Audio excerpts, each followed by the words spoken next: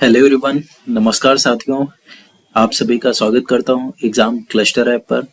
आज की क्लास में हम लोग पढ़ेंगे फेमस टेम्पल्स के बारे में। भारत में कौन कौन से प्रसिद्ध मंदिर हैं उनके बारे में हम लोग यहाँ पर देखेंगे। तो चलिए विदाउट एनी डिले, बिना किसी देरी के क्लास को हम लोग शुरू करते हैं और देखते हैं कि भारत में कौन कौन से प्रसिद्ध मंदिर हैं, कहाँ पर स्थित हैं, कौन से राज्य में स्थित हैं। ठीक है, तो चलिए सबसे पहले यहाँ पर हम देखेंगे लॉर्ड वेंकटेश्वरा टेम्पल के बारे में। ठीक है, अब इसके बारे में अगर देखें यहाँ पर तो यह तिरुपति या आप इसको ऐसे कह सकते हो तिरुमाला पहाड़ियों पर स्थित एक मंदिर है। ठीक है, तिरुपति बालाजी मंदिर के नाम से इसे जाना जाता है। ठीक है ना। सबसे पहले कहाँ पर स्थित है, आप क्या कहोगे, तिरुपति माला पहाड़ी पर स्थित है। इसे हम लोग तिरुपति बालाजी मंदिर के नाम से जानते हैं। लोकेशन की अगर बात करें तो ये लोकेशन आपको आंध्र प्रदेश में देखने को मिलती है। ठीक है, यहाँ पर ये वाला पॉइंट बड़ा इंपॉर्टेंट हो जाता है। इसे 7 पहाड़ियों का भी मंदिर कहते हैं। क्या कहते हैं इसे 7 पहाड़ियों का मंदिर भी कहा जाता है। गाइस क्लास को लास्ट तक देखना, पूरा का पूरा कंप्लीट करना वीडियो। ठीक है ना। अगर वीडियो आपको पसंद आ रहा है, कंटेंट आपको अच्छा लग रहा है, तो एग्जाम क्लस्टर ऐप पर जाकर आप मेरे ही नाम से कोर्स है एक, ठीक है, या आप इसको ऐसे कह सकते हो इस क्लास की जितनी भी पीडीएफ हैं वो आपको वहां पर देखने को मिलेंगी। ठीक है, और अगर उसकी प्राइस के बारे में बात करें तो वो आपको 29 रुपए में देखने को मिलेगा। बड़ा ही मिनिमम प्राइस रखा गया है, 29 रुपए, कुछ भी ज्यादा नहीं है। ठीक है, तो 29 रुपए में आप उस कोर्स को परचेज कर सकते हो और एक हमारा सपोर्ट भी कर सकते हो। ओके गाइस, चलिए नेक्स्ट देखेंगे महाबोधि टेम्पल के बारे में। महाबोधि टेम्पल के बारे में अगर हम बात करें तो यह एक बौद्ध मंदिर है। ठीक है ना, कैसा है, यह एक बौद्ध मंदिर है। ठीक है, यह यूनेस्को की विश्व धरोहर स्थल में शामिल है। ये वाला पॉइंट बड़ा इंपॉर्टेंट है। इसके बारे में हम लोगों ने बात कर ली है। यूनेस्को की जो वर्ल्ड हेरिटेज साइट है उसका जो वीडियो है या क्लास है वो आपकी कंप्लीट हो चुकी है। ठीक है, इस महाबोधि टेम्पल के बारे में अगर बात करें तो यह टेम्पल हमें देखने को मिलता है बिहार स्टेट में। कहां पर देखने को मिलता है, बिहार राज्य में देखने को मिलता है। चलिए आगे बात करेंगे। आगे हम बात करेंगे यहाँ पर सोमनाथ टेम्पल के बारे में। कौन सा टेम्पल है, सोमनाथ टेम्पल। ठीक है ना, 12 ज्योतिर्लिंगों में से एक इसे माना जाता है या कहा जाता है। ठीक है ना, यहाँ पर भगवान शिव का वास है। ठीक है ना, किसका है, भगवान शिव का यहाँ पर मूर्ति या कह सकते हो कि निवास स्थान देखने को मिलता है। कौन सी शैली में स्थित है, निर्मित है, तो यह चालुक्य शैली में निर्मित है। ठीक है ना। लोकेशन के बारे में अगर हम बात करें तो इसकी लोकेशन हमें गुजरात राज्य में देखने को मिलेगी। कहां पर, गुजरात राज्य में इसकी लोकेशन देखने को मिलेगी। ठीक है गाइस, एग्जाम क्लस्टर ऐप पर एक और कोर्स आपको देखने को मिल रहा है। ठीक है, जीके सुपर 40 का। ठीक है, जीके सुपर 40 का, जीएस सुपर 40 या जीके सुपर 40 आप कह सकते हो। ठीक है ना, ये कोर्स आपको देखने को मिलेगा। इसकी ड्यूरेशन जो है वो आपको 40 घंटे देखने को मिलेगी। ठीक है, तो गाइस जाइए और इस कोर्स को भी परचेज कीजिए। कंप्लीट जीके जो है या जीएस के जो भी सब्जेक्ट है उनको यहाँ पर कंप्लीट किया गया है 40 घंटे में।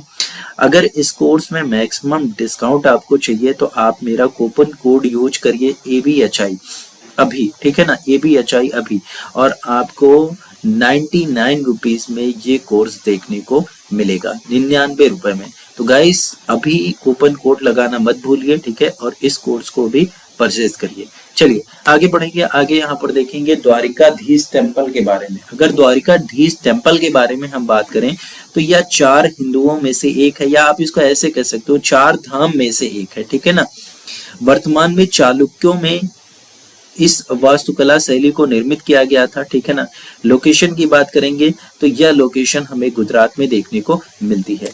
नेक्स्ट इसके बाद हम बात करेंगे वैष्णो देवी टेम्पल के बारे में। वैष्णो देवी टेम्पल के बारे में अगर हम देखें तो यह एक आपका गुफा मंदिर भी कहलाता है। ठीक है, it is a cave temple, यह एक गुफा मंदिर भी कहलाता है। इसी के साथ साथ एक अमरनाथ टेम्पल भी आपको देखने को मिलेगा।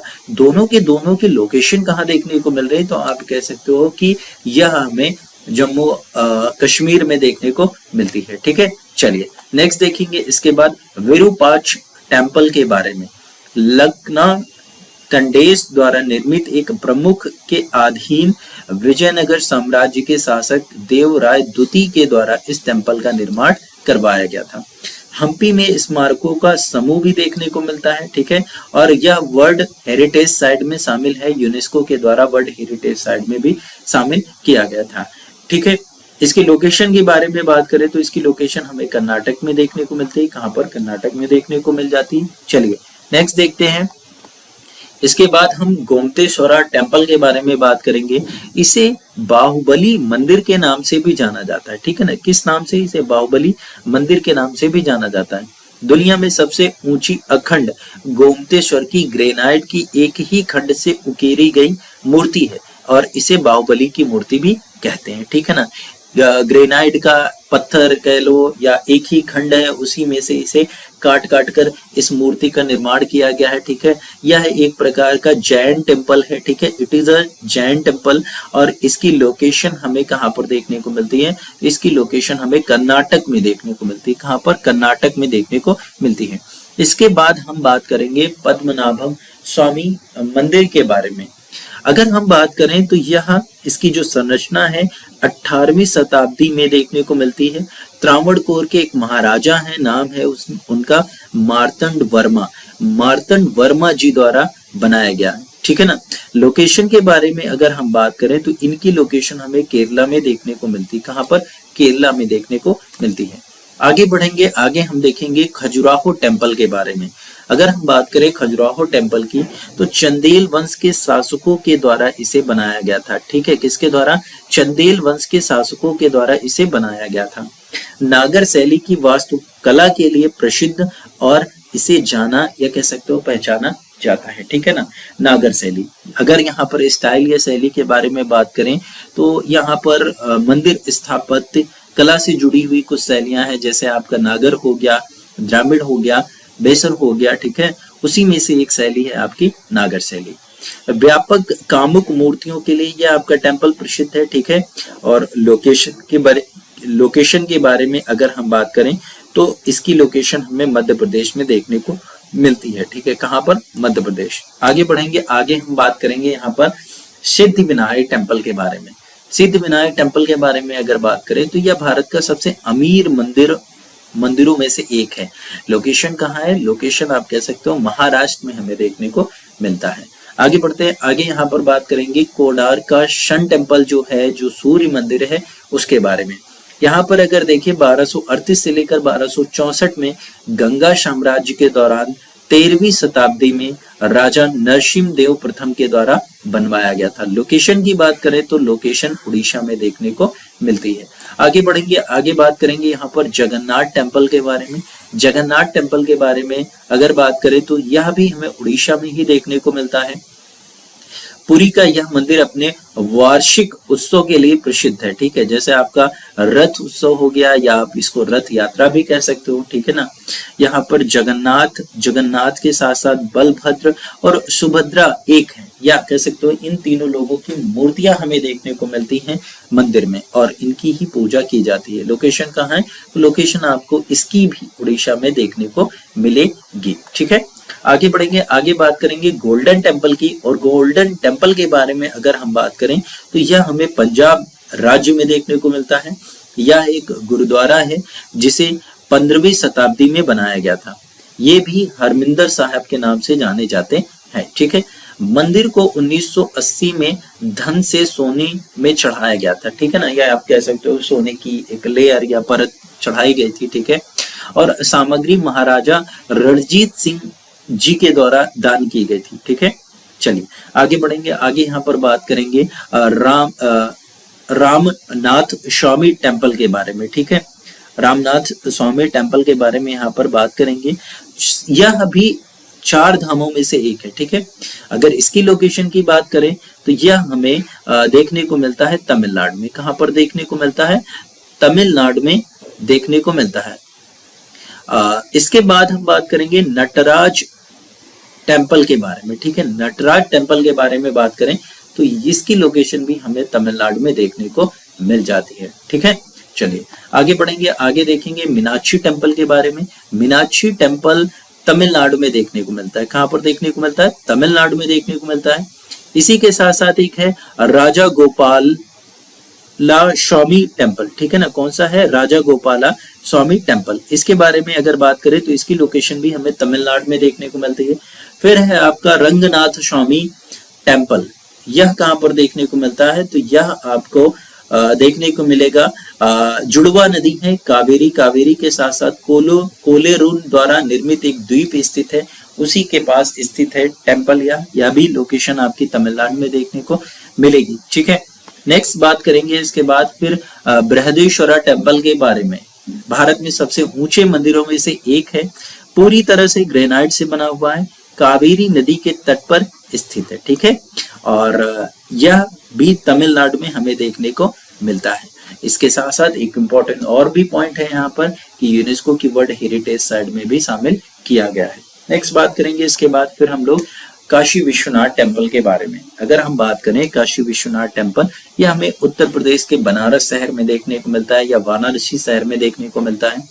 मूल विश्वनाथ मंदिर को 1194 ईस्वी में कुतुबुद्दीन ऐबक की सेना द्वारा नष्ट कर दिया गया था, जब उसने कन्नौज के राजा को हराया था, ठीक है। फिर आगे अगर बात करें हम 1669 में सम्राट औरंगजेब ने मंदिर को नष्ट कर दिया और इसके स्थान पर ज्ञानवापी मंदिर का निर्माण करवाया था, ठीक है। यहाँ पर अगर हम बात करें तो 12 ज्योतिर्लिंगों में से एक है, यहाँ पर एक आपको ज्योतिर्लिंग देखने को मिलेगा।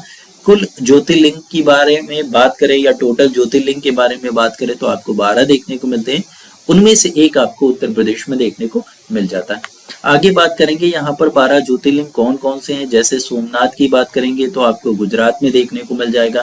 मल्लिकार्जुन की बात करेंगे तो ये आपको कहाँ पर देखने को मिलेगा, ये आपको आंध्र प्रदेश में देखने को मिल जाएगा। महाकालेश्वर की बात करेंगे तो ये आपको उज्जैन में देखने को मिल जाएगा।